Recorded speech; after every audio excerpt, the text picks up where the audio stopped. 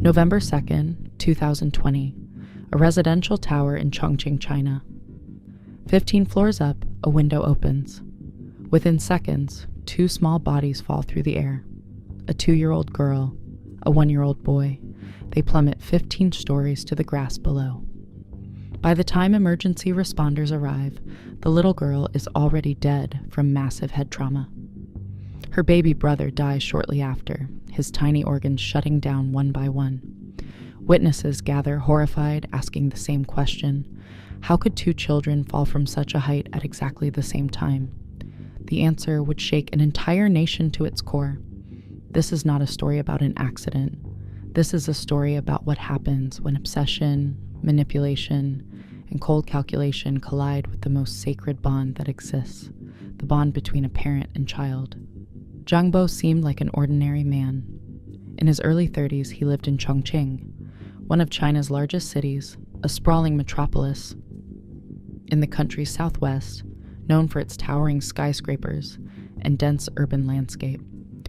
He had been married to Chen Meilin, and together they had 2 children, a daughter named Zhang Ruixue, called Shuixu by her family, and a son named Zhang Yangrui, known as Rui Rui. The children were young, bright-eyed, full of the innocent energy that defines toddlerhood. Shuixu was 2 years old, just beginning to form sentences and discover the world around her. Rui Rui was only 1, still learning to walk, still dependent on his parents for everything. They were, by all accounts, healthy, happy children with their whole lives ahead of them. Their mother, Chen Meilin, loved them with the fierce protectiveness that mothers know. She fed them, bathed them, sang to them, held them when they cried. They were her entire world. But something was happening behind the scenes that Chen didn't know about. In 2019, Zhang Bo had begun an affair. He had met a woman online named Ye Chengchen, and what started as innocent conversation had evolved into something more. They began meeting in person. The relationship intensified. Zhang was drawn to Ye, captivated by the possibility of something new, something different from his marriage. But there was a crucial detail he failed to mention. He was married. He had 2 children. He concealed this fundamental truth from Ye, allowing her to believe he was available, unattached, free to build a future with her. The deception would prove catastrophic. As the affair deepened, the lies became harder to maintain. Eventually, Ye Chengchen discovered the truth. Zhang Bo was not the single man she believed him to be. He had a wife. He had 2 small children. For many people, this revelation would be the end of the relationship. But Ye's reaction was different. She didn't walk away. Instead, she issued an ultimatum. She wanted Zhang, but she didn't want his children. She couldn't accept them. She wouldn't marry a man who came with the baggage of a previous family. In her mind, the children were obstacles, impediments to the life she envisioned with Zhang. She wanted to start fresh, to build their own family without the complications of his past, and she made her position crystal clear. Either the children had to go, or she would leave him. Zhang Bo faced a choice that should have been simple. A father's duty is to protect his children, to put their needs above his own desires. But Zhang was weak. He was selfish. He was so consumed by his infatuation with Ye that he couldn't bring himself to lose her. So instead of choosing his children, instead of walking away from a woman who would ask such a monstrous thing, Zhang Bo agreed to do the unthinkable. He agreed to murder his own children. In February of 2020, Zhang Bo divorced Chen Meilin. The custody arrangement was established. Their daughter Shuixu would be raised primarily by her mother, while their son Rui Rui would stay with Zhang until age 6, at which point custody would transfer to Chen. It was a typical arrangement for a divorcing couple, designed to ensure both children maintained relationships with both parents. Chen had no idea what her ex-husband was planning. She trusted him. She believed that despite the failed marriage, he would always be a father to their children. She couldn't have imagined that even as the divorce papers were being signed, Zhang and Ye were already conspiring to kill Xuexue and Rui. The conspiracy began in earnest in February of 2020, the same month as the divorce. Zhang Bo and Ye Chengchen began discussing how to eliminate the children. These weren't heat-of-the-moment conversations. They weren't arguments that spiraled out of control. They were calculated, methodical planning sessions. They met face-to-face. They exchanged messages on WeChat, China's ubiquitous messaging platform. Over and over, they returned to the same dark subject: how to kill 2 toddlers and get away with it. Yu pressured Zhang relentlessly. She gave him deadlines. She threatened to leave him if he didn't follow through. When he hesitated, when whatever small shred of paternal instinct remained tried to surface, she crushed it with manipulation and ultimatums. The conspiracy lasted 9 months. 9 months of planning, plotting, and preparing to murder 2 innocent children. They decided the deaths needed to look accidental. A staged fall from a height would be their method. Both children would accidentally fall from the window of Zhang's 15th floor apartment at the same time. It was a crude plan, one that wouldn't withstand much scrutiny, but they believed they could sell it. Zhang would play the devastated father, the single parent who had momentarily fallen asleep while his children played, only to wake to every parent's worst nightmare. The performance would have to be convincing, and Zhang Bo, as it turned out, was willing to play the part. November 2nd, 2020, arrived. It was an ordinary Monday afternoon in Chongqing. The weather was typical for early November in southwestern China. Mild, with the autumn chill just beginning to settle in. Chen Meilin had custody of Xuexue at the time, but Zhang had contacted her with a request. He asked if he could take their daughter for the afternoon, ostensibly to spend some time with both his children. Chen agreed. She had no reason to suspect anything. Divorced parents do this all the time, coordinating visits and shared time with their children. She handed her daughter over to her father, watching as Zhang took Xuexue's small hand and led her away. It would be the last time Chen Meilin saw her daughter alive. Zhang brought both children to his apartment, the space he now shared with Ye Chengchen. The tower stretched 15 stories into the Chongqing skyline, one of countless high-rise residential buildings that define the city's landscape. Inside the apartment, Xuexue and Rui played as children do, unaware of what was about to happen. They trusted their father completely. At their age, they had no concept of danger, no understanding that the person who was supposed to protect them was about to become their killer. In one of the bedrooms, there was a bay window, a common architectural feature in Chinese apartments, extending slightly outward to catch more light and provide a view of the city below. The children were drawn to it, as children often are to windows. They liked looking out at the world. Zhang Bo waited for his moment. He later claimed his mother was away from the home, that he had ensured no one else would be present, though the exact circumstances remain known only to him and Ye. What happened next is almost impossible to comprehend. Zhang approached his children as they played near the window. Xuexue was 2 years old. Rui was 1. They were tiny, vulnerable, completely dependent on adult protection. Zhang grabbed them, he lifted them, and then, in an act of unfathomable cruelty, he threw his own children out of the 15th floor window. The fall took only seconds, 15 stories, approximately 150 feet. The children plummeted through the air, helpless, too young even to understand what was happening to them. They hit the grass lawn below the residential tower with catastrophic force. The impact killed Xuexue instantly. The trauma to her small body was too severe. Her brain, her skull, her fragile bones, nothing could withstand the force of a 15-story fall. Rui survived the initial impact, but barely. His tiny organs began shutting down. His respiratory system failed. His circulation collapsed. By the time emergency responders arrived and rushed him to a hospital, there was nothing that could be done. The 1-year-old boy died shortly after arrival, his small body succumbing to multiple organ failure. Bystanders had gathered almost immediately. People in Chongqing are accustomed to the vertical density of their city, to the towers that dominate the skyline, but they are not accustomed to seeing children fall from them. A crowd formed around the two small bodies. The scene was chaotic, tragic, incomprehensible. People were crying, shouting. Someone had already called emergency services. And then Zhang Bo appeared. He emerged from the building, rushing toward the scene. He fell to the floor near his children's bodies, weeping. Videos captured by witnesses show him on the ground, appearing grief-stricken, devastated. He was seen banging his head against a wall, the picture of a father destroyed by unthinkable tragedy. His performance was convincing. Police arrived and began their investigation. Zhang Bo told them he had been asleep. He said he was napping in another room when it happened. He claimed he woke up only when he heard people shouting outside, only when bystanders had already discovered his children on the lawn below. He suggested the children had been playing near the window and had somehow both fallen out at the same time.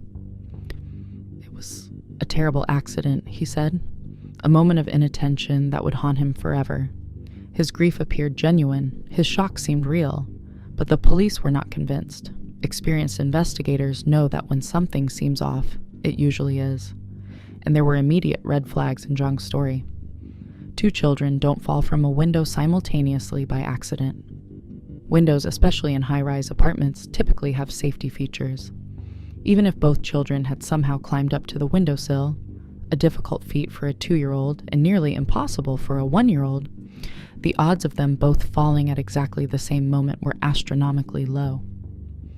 The police began to suspect that what they were looking at wasn't an accident at all. It was a crime scene. The investigation intensified. Police questioned Zhang repeatedly, examining his statements for inconsistencies. They looked at his recent behavior, his relationships, his circumstances. They discovered the divorce. They discovered Ye Chengchen. They uncovered the affair. And slowly, piece by piece, the truth began to emerge. On November 10th, 2020, just 9 days after the children's deaths, police arrested both Zhang Bo and Ye Chengchen. The charges were severe: intentional homicide. The investigation had revealed what the police suspected from the beginning. This was not an accident. This was murder. As detectives dug deeper, the full scope of the conspiracy came into horrifying focus. They examined Zhang's phone, Ye's phone, their WeChat conversations. What they found was a 9-month chronicle of premeditated murder. The messages showed Ye pressuring Zhang to kill his children. They showed her viewing the children as obstacles to her relationship with Zhang. They showed her parents' disapproval of Zhang having children from a previous marriage, and Ye's determination to overcome that obstacle by any means necessary. One message stood out in particular, a phrase that would become infamous throughout China. "When the kids are gone, I will marry you." This wasn't a crime of passion. This wasn't a momentary lapse in judgment. This was calculated, deliberate, sustained conspiracy to commit murder. The evidence was overwhelming. Prosecutors filed formal charges of intentional homicide against both Zhang Bo and Ye Chengchen. The Chongqing No. 5 Intermediate People's Court would hear the case. In July of 2021, the first trial took place. The courtroom was packed. The case had already attracted significant media attention, but as the details emerged during the trial, public interest intensified. This wasn't just another criminal case. It was a story that struck at fundamental human instincts about parenthood, about the bond between parent and child, about the depths of human depravity. Chen Meilin attended the trial. The mother of the murdered children sat in the courtroom and heard, in clinical, legal language, exactly how her babies had died. She heard that her ex-husband, the father of her children, had picked them up and thrown them out of a window. She heard that his girlfriend had pressured him to do it, had given him ultimatums, had threatened to leave him if he didn't murder his own children. She heard it all laid out in excruciating detail. When given the opportunity to speak, Chen waived any claim to civil compensation. She didn't want money. Money couldn't bring her children back. What she wanted was justice. What she demanded was severe punishment for the people who had taken her children from her. In her own words, later shared publicly, Chen described the moment she learned the truth. The moment I heard my kids were actually thrown out of the 15th floor by their father and the mistress, I couldn't find any words to describe my feelings. I couldn't imagine what my kids had experienced from the 15th floor to the ground. Were they desperate? Were they afraid? These questions haunt her still. The terror her children must have felt in those final seconds of free fall. The confusion, the fear. They were too young to even understand what was happening, but old enough to feel afraid. That knowledge is something no parent should ever have to carry. The evidence presented at trial was damning. The court heard about the 9 months of conspiracy, the WeChat messages, the repeated pressure from Ye Chengchen, the staging of the scene to look like an accident, Jiang's lies to police. Every detail painted a picture of two people who had knowingly, deliberately, methodically planned and executed the murder of 2 toddlers for the sake of starting a new family, together without the inconvenience of Jiang's existing children. The court found both defendants guilty of intentional homicide. On December 28, 2021, the Chongqing No. 5 Intermediate People's Court handed down its sentence: death. Both Zhang Bo and Ye Chengchen were sentenced to death for the murder of Shuexuo and Rui Rui. But the case didn't end there. In China, death penalty cases have automatic appeal rights, and both Zhang and Ye exercised those rights. They appealed to the Chongqing High People's Court, seeking to overturn their sentences. The second trial took place on April 6, 2023, more than a year after the first trial. During this hearing, Zhang Bo completely changed his story. He withdrew his previous confession. He now claimed that the children's fall from the building was purely an accident, exactly as he had originally told police on the day of the deaths. It was a desperate gambit, an attempt to introduce reasonable doubt where none existed. But the evidence against him was too strong. The second trial upheld the original verdict. On May 11, 2023, the Chongqing High People's Court released its statement. The judges wrote that Zhang and Yi had violated both the law and moral limits.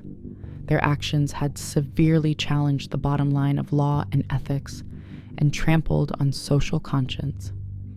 The motive for the crime was particularly despicable. The means were extremely cruel, and the case had created an extremely bad impact on society. The death sentences would stand. In China, all death penalties must be reviewed and approved by the Supreme People's Court, the nation's highest judicial authority. The case was forwarded to Beijing for final review. Throughout this process, public outrage in China continued to build. The case had captured the nation's attention from the moment the children's deaths were revealed to be murder. On Weibo, China's equivalent of Twitter, posts about the case accumulated nearly 200 million views. The Chinese public, generally supportive of the death penalty for severe crimes, overwhelmingly called for Zhang and Ye to face execution. Comments flooded social media. They deserve death. This is justice. How could a father do this to his own children? The case became a touchstone for discussions about morality, justice, and the sanctity of family bonds. Chinese state media covered the story extensively. In each development, the arrests, the trial, the sentencing, the appeals, reignited public interest and anger. The Supreme People's Court reviewed the case and, as expected, given the evidence and the lower court's unanimous findings, approved the death sentences. In China, executions are typically carried out by lethal injection, though some executions are still performed by firing squad. The method used for Zhang and Yi has not been publicly disclosed, but lethal injection is most likely. On January 31st, 2024, more than 3 years after the murders, the sentences were carried out. Zhang Bo and Ye Chengchen were executed. The Chongqing No. 5 Intermediate People's Court announced the executions on the morning of February 1st. The statement was brief and matter-of-fact, confirming that the death sentences had been carried out the previous day. Chen Meilin, The children's mother had been notified in advance. In a post on social media later that day, she acknowledged that she had been informed of the executions. She wrote that she would now comfort her children in heaven. After more than 3 years of legal proceedings, of reliving her children's deaths, over and over in courtroom testimony and media coverage, there was finally a conclusion. The people who killed her babies were dead. News of the execution spread rapidly on Chinese social media. On Weibo, the announcement garnered millions of views within hours. Comments poured in from across the country. Many expressed satisfaction that justice had been served. "Today is truly a good day," one highly liked comment read. Another wrote, "This is appropriate punishment for those who violate the most basic human bonds." The case had resonated so deeply with the Chinese public because it represented a violation of something fundamental, the expectation that parents will protect their children, not harm them. When that bond is broken so completely, so callously, people demand severe consequences. But underneath the satisfaction with the outcome, there remained the uncomfortable questions. How does a father reach the point where he's willing to murder his own children? What kind of person demands that their romantic partner kill their kids? What were Zhang and Yi thinking during those 9 months of planning? During the trial, Ye had claimed that her parents couldn't accept Zhang having children from a previous marriage, as if this somehow justified the murder of 2 toddlers. Zhang had initially tried to maintain his innocence, then confessed, then recanted his confession at the second trial. Neither ever showed genuine remorse for what they had done. They seemed more concerned with avoiding punishment than with the lives they had taken. Psychologists and criminal justice experts who commented on the case noted several disturbing elements. The premeditation was extensive.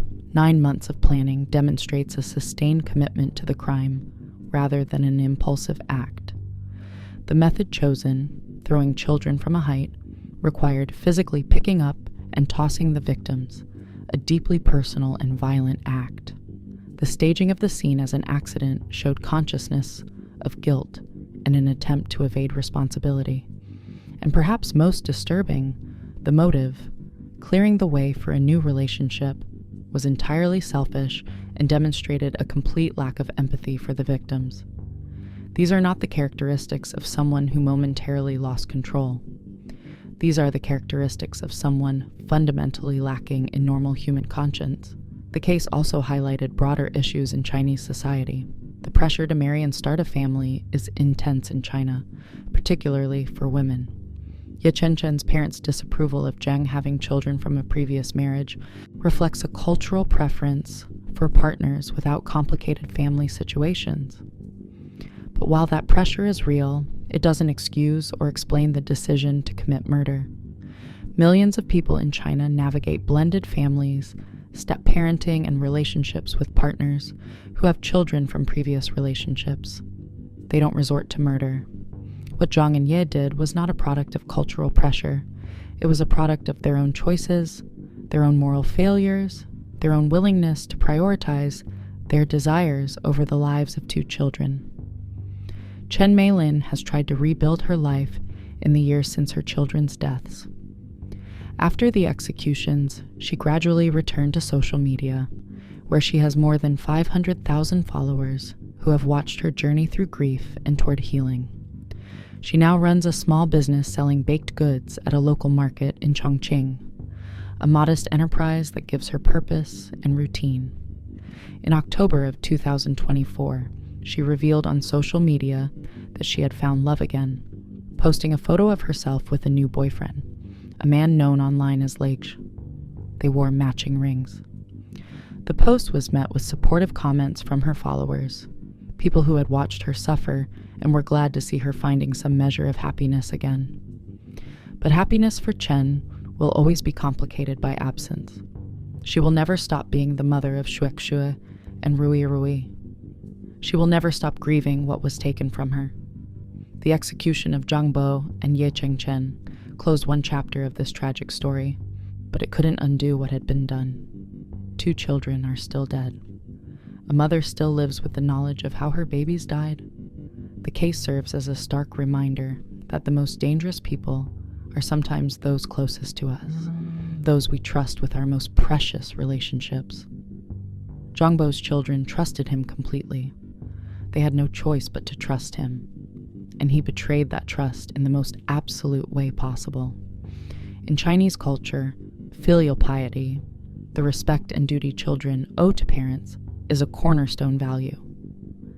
But there's an implicit counterpart, parental duty to children. Parents are expected to sacrifice for their children, to put their children's needs above their own wants. Zhangbo inverted this completely. He sacrificed his children for his own wants. He chose a woman who gave him an ultimatum over the 2 innocent lives he had helped create. The depth of that betrayal is what made the case so shocking to Chinese society, and why the public response was so uniformly condemnatory. As the dust settled after the executions, discussions continued about what could prevent such tragedies in the future. Some called for better screening in divorce and custody cases, though it's unclear how any screening process could identify someone willing to commit such a crime. Others pointed to the need for better mental health resources, though neither Zhang nor Ye showed signs of mental illness. They were simply selfish and cruel. Still, others argued that the case demonstrated the continuing need for the death penalty for the most heinous crimes, a position that remains politically contentious in many parts of the world but has broad public support in China. The truth is that some evil acts defy prevention. Some people make choices so monstrous that no social intervention would have stopped them. The children's ashes were placed in a local temple in Chongqing. Photos from the time of the trials show Chen Meilin carrying white lilies to the temple, bringing flowers to her babies. The lilies symbolize purity, innocence, qualities that Xuexu and Rui Ruai embodied in their short lives. They were blameless victims, caught in the crossfire of adult selfishness and cruelty. They never had a chance to grow up, to go to school, to make friends, to fall in love, to have their own families. All of that potential was snuffed out on a Monday afternoon in November by a father who should have protected them and a woman who saw them as obstacles rather than human beings. Today, the case of Zhangbo and Ye Qingchen stands as one of the most notorious crimes in recent Chinese history. It's studied in law schools as an example of premeditated murder and conspiracy. It's discussed in criminology courses as a case study in familicide and the psychology of extreme selfishness. And it's remembered by the Chinese public as a cautionary tale about the depths of human cruelty and the paramount importance of protecting children from harm. The residential tower in Chongqing still stands. 15 stories high, it looks like any other apartment building in the sprawling metropolis. But for those who know the story, it will always be the place where 2 children fell to their deaths, thrown by their own father. Life goes on in the building. New families move in. Children play in the apartments, including near windows. But somewhere in that building's history is a darkness that can never be fully erased. Justice was served in this case. Zhangbo and Ye Qingchen paid with their lives for what they did. The courts moved relatively quickly by the standards of capital cases, taking just over 3 years from crime to execution. Chen Meilin got the severe punishment she demanded. The Chinese public got the outcome they overwhelmingly supported. But justice, while necessary and important, is not the same as healing. It doesn't bring back the dead. It doesn't erase trauma. It doesn't answer the fundamental question that haunts anyone who knows the story. How could this have happened? The answer is uncomfortable, but necessary to face. It happened because 2 people chose it. They chose to conspire. They chose to plan. They chose to deceive. And ultimately, Zhangbo chose to pick up his children and throw them from a window. Every step of the way, there were opportunities to stop, to reconsider, to choose differently. Every step of the way, they proceeded anyway. That's the harsh reality of human evil. It's not always the product of mental illness, or childhood trauma, or social pressure. Sometimes it's simply the product of bad people making terrible choices. The legacy of Xuexiu and Ruirui lives on in their mother's memory and in the public consciousness of China. Their story is a reminder to cherish children, to protect them, to recognize that they are the most vulnerable among us and therefore deserve the most vigorous protection. Their story is also a reminder that the death penalty, whatever one's philosophical position on it, exists for cases exactly like this, for crimes so heinous that society demands the ultimate punishment. On January 31st, 2024, as Zhang Bo and Ye Chengchen faced their executions, one hopes they finally felt some measure of remorse for what they had done. One hopes that, in their final moments, they understood the magnitude of the lives they had taken and the suffering they had caused.